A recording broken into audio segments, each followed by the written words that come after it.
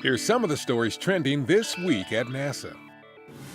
I want to talk to you just a little bit today about where I believe we can be headed as a country when it comes to space exploration and to earthly benefits that come from it. During an October 28th keynote speech at the Center for American Progress in Washington, NASA Administrator Charlie Bolden spoke about the advancement made on the journey to Mars and what lies ahead for future administrations and policymakers. The astronaut who will take the first human steps on Mars and the scientist who will discover the next great breakthrough that makes that step possible might very well be sitting in a classroom right here in Washington, D.C. NASA's recently released report, Journey to Mars, Pioneering Next Steps in Space Exploration, outlines its plan to reach Mars in phases, with technology demonstrations and research aboard the International Space Station, followed by hardware and procedure development in the proving ground around the Moon, before sending humans to the Red Planet. The October 28th spacewalk outside the International Space Station by Expedition 45 Commander Scott Kelly and Flight Engineer Kjell Lindgren was the first spacewalk for both astronauts. During the outing, they installed a thermal cover over the station's alpha magnetic spectrometer, began routing cables for the future arrival of an international docking adapter for commercial crew spacecraft, and lubricated components on the Canadarm2 robotic arm. The two go back out for another spacewalk on November 6th to reconfigure coolant lines on the station's structure. A day after the spacewalk, Kelly completed his 216th consecutive day in space, a new record for an American astronaut and his second record in 2 weeks.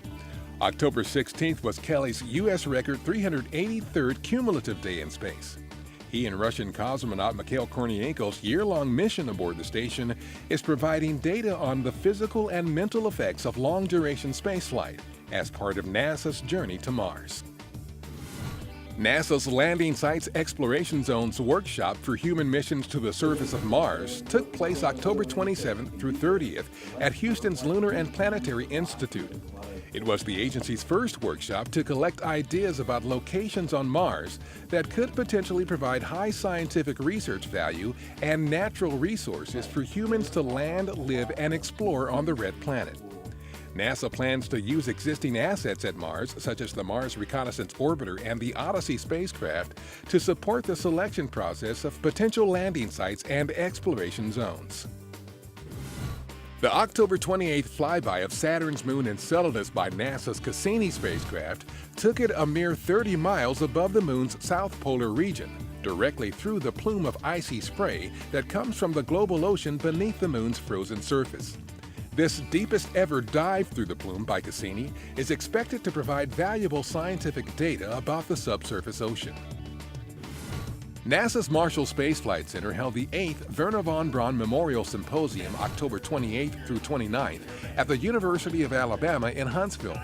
The event featured remarks by NASA Associate Administrator Robert Lightfoot, Associate Administrator for Human Exploration and Operations Bill Gerstenmaier, Associate Administrator for Space Technology Steve Jurczyk, and other agency leaders.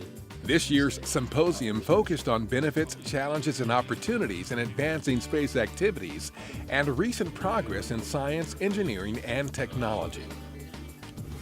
And that's what's up this week at NASA. For more on these and other stories, follow us on social media and visit www.nasa.gov/twan.